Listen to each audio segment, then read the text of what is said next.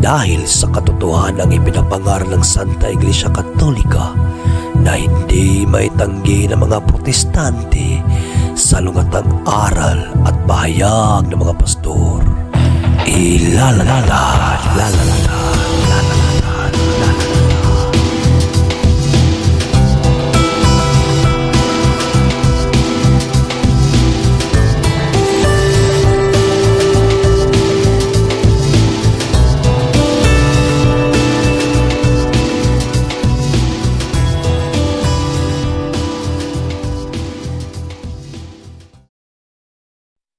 Bag sauce simbahan.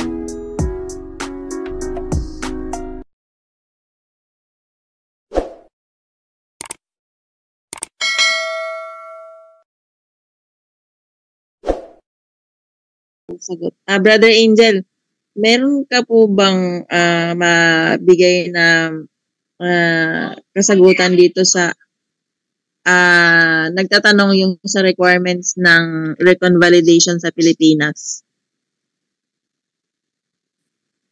Requirement ng convalidation, requirements, the same. First, kung maililista mo po, bibigyan kita ng lililista mo, ganun lang din, birth certificate. Kami, ganun ang nangyari na convalidation marriage.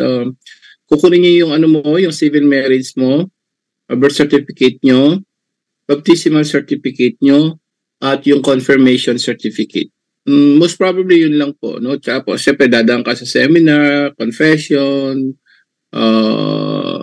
meron ka pang interview ni father.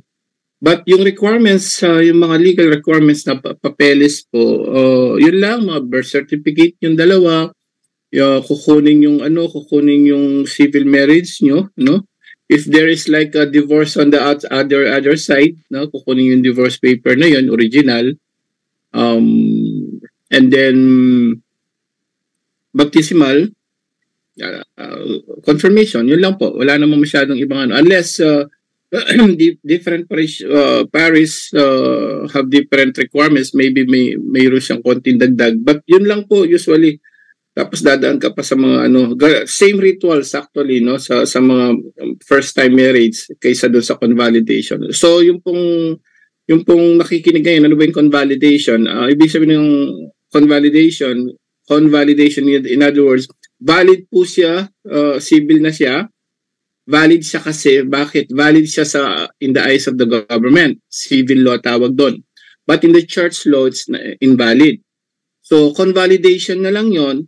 Ibig sabihin, valid na siya, i-convalidate ng pare, ng church, ng sacrament of matrimony. Ngayon, kapag huwag kayong magtaka, halimbawa, nag-abroad kayo, kinuha yung marriage certificate nyo. Ang marriage certificate nyo, ang mag-a-appear yung civil. No? So, huwag kayong ganun nangyari sa amin. Hindi mag-a-appear yung church wedding. Second, convalidation lang kasi yun eh. Ang mag-a-appear yan kapag kumuha ka sa NSO, no?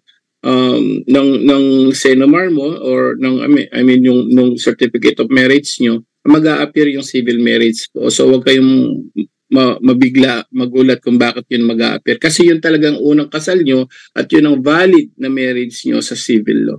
So, yun po yung requirements sa convalidation, kapatid.